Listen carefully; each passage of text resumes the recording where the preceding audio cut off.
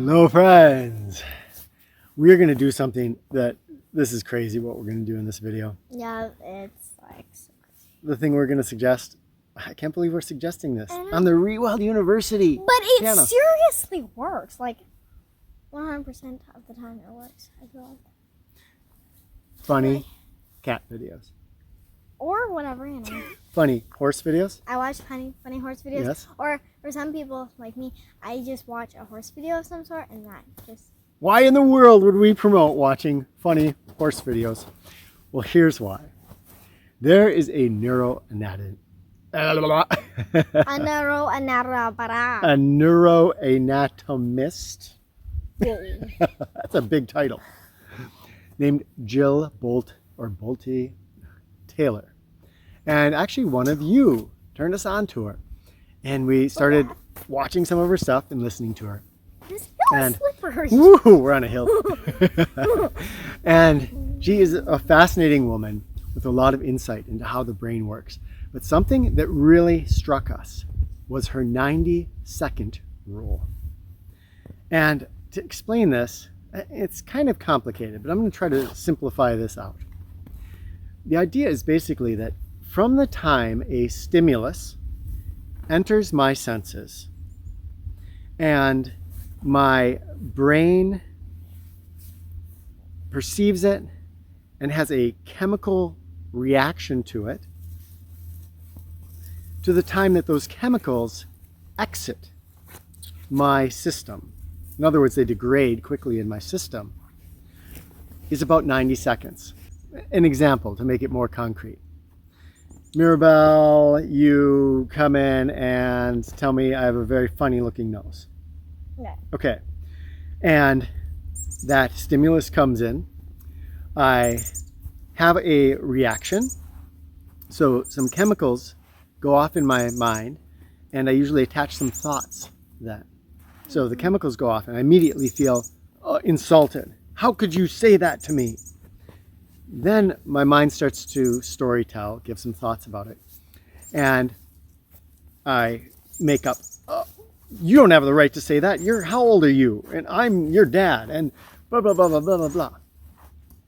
So, but if I didn't make up that story, if that came in, I felt that reaction, the chemicals shot off in my brain, 90 seconds later, they would be gone out of my system.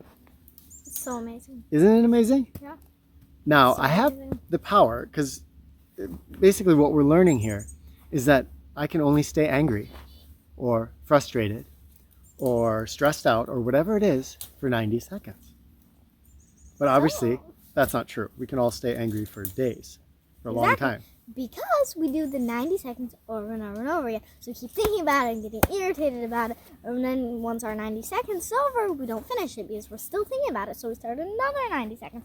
We keep thinking about it and another 90 seconds. We keep thinking about it and another 90 seconds. If I let my kid talk to me that way, this and this, whoa, I just redid it again, 90 seconds. And we all know what it feels like to stew.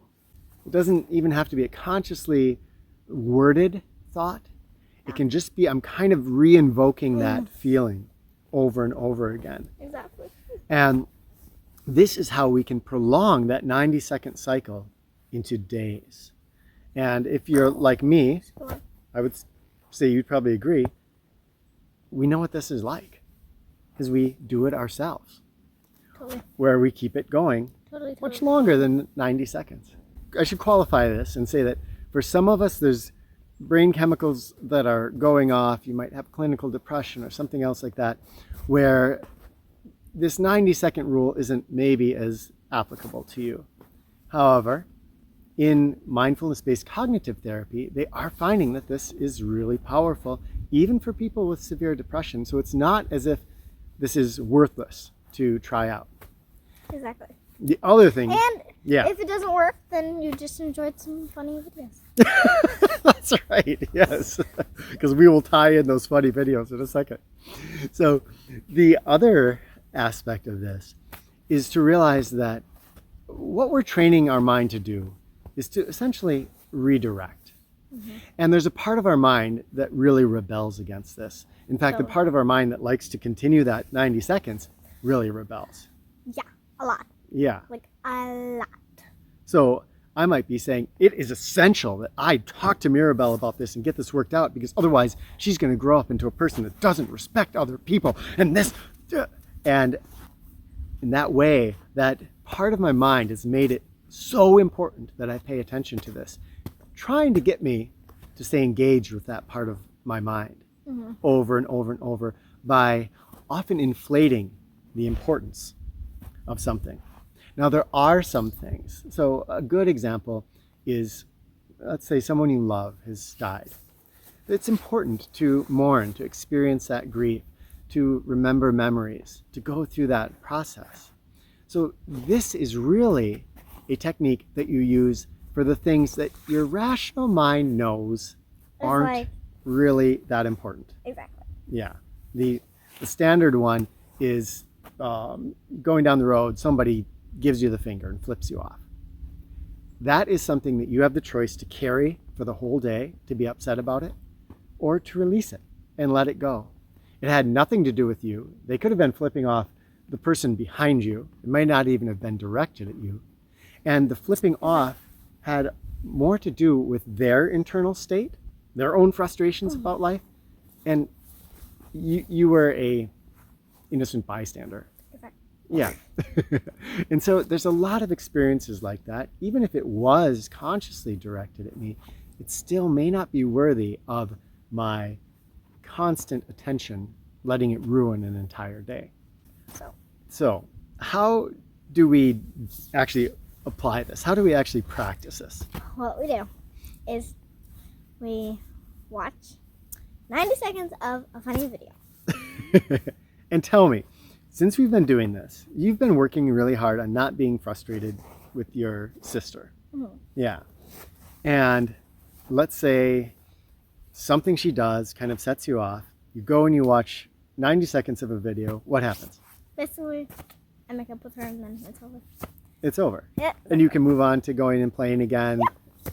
And this has worked for you once in a while? All the time? All the time. All the time? Basically, all the time. Yeah. I would say since we've discovered this and applied the 90-second rule, it has been unbelievable. Amazing. How much this has reduced basic stressors in our lives. So I have been training for years in mindfulness, but I'm still subject to that part of my mind that will grab onto some little thing and become irritated about it. And I have found over and over that if I watch a 90-second video or do something else that's going to distract my mind, it's gone. And I don't have to spend any more time on it. Now, you might be rebelling against the thought of a 90-second funny cat or horse video. Or dog, whatever. Or dog. Or whatever animal you find it is. And it doesn't have to be that. The idea is that we take our mind and we focus it onto something else for the space of 90 seconds so we can clear the chemicals. Exactly. So it doesn't have to be a funny video. It can be you go and, I don't know, paint. Yeah. Draw. Something that will take your mind away. There's all kinds. Read. Yeah, Read. Absolutely. Grab a book and read a page. Or a few. Or a few. I get stuck in. So. You are addicted Possibly to reading. Chapter. So. Oh my goodness. Yes, we can hardly keep you away from the books, can we? Okay. I usually recommend this in 3 stages. So first of all, when you're first learning this, go ahead and use something that's very distracting to your mind, like that funny horse video. From that, you can move up to something, well, Jill Taylor suggests watching the hand of a clock go around, or reading a book, or doing something that's maybe slightly less distracting, and getting your mind to focus its attention on that for 90 seconds. The final step with it, but don't jump to this final step. Take yourself, where you are for all of us. Sometimes I need the video. The final step is just to watch your mind, to observe. Oh, look, there goes my mind doing that thing. And just observe that for 90 seconds. By the end of that clean observation period, you're flushed. Once the chemicals are out, you may jump back into it.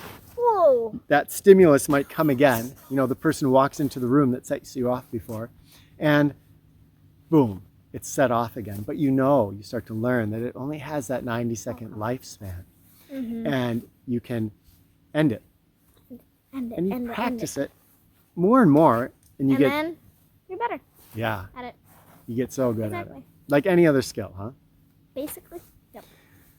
There is an entire podcast. Rebecca and I spent a podcast. It's called Gone in 90 Seconds. If you go to our podcast page on ReWildU.com, and you can hear a lot more about this and the different tactics that we suggest using. But other than that, I would really advise you to give this a try. Totally.